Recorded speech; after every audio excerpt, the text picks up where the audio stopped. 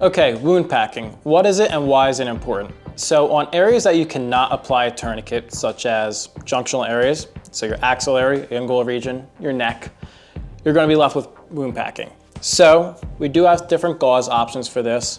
You can go with the standard gauze option. This is from NAR, this is our wound packing gauze. This will run you between $4 and $5. This does take around 10 minutes for the blood to coagulate with pressure, so just keep that in mind. With gauze, you do get what you pay for. So on the hemostatic side, something that takes 3 minutes of pressure would be quick clot combat gauze. So this uses kaolin to coagulate the wound. And then you also have, if you're on blood thinners, this is what we recommend, chitosan-based gauzes, so Celox and Chitogauze. Now, for our wound packing, we are using the gunshot in the box from our friends over at Techline Trauma. It's a pretty cool device. So it's hooked up to a blood pump over here. We're using some simulated blood. And in the bottom here, there is an artery. So the blood pumps through, we pack the wound. You'll feel the proper back pressure from the pump. Okay, so here we have an arterial bleed set up. So what I'm gonna do first is I'm gonna stick my finger in here and I'm going to feel for where the artery is bleeding. So I have found where the severed artery is. I am keeping my middle finger on that artery to stop the bleed. So I'm gonna take the end of my gauze and I'll make a small ball out of it.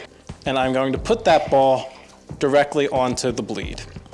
And we are going to swap pressure. And I like to do east, north, south, west. So I'm gonna go to the east, go to the north, go to the south, go to the west. And I'm going to pack that wound as tightly as possible, not leaving any space for that bleed. So since I'm using standard packing gauze, I will have to apply 10 minutes of pressure.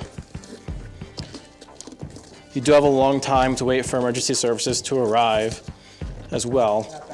And I'll be the first to say I'm not the fastest at wound packing. It is definitely a skill you want to practice.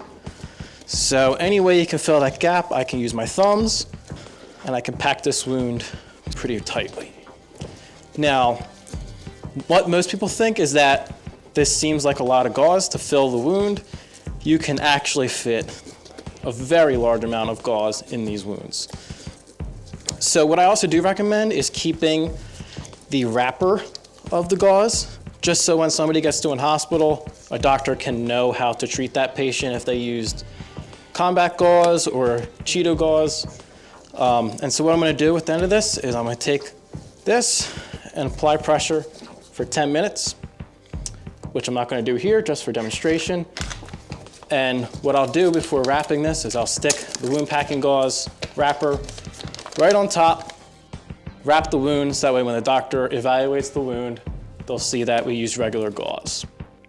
So that's just a quick tutorial on how to wound pack. We are not experts, we are just practical preppers in a sense, or prepared citizens. Hope you enjoyed.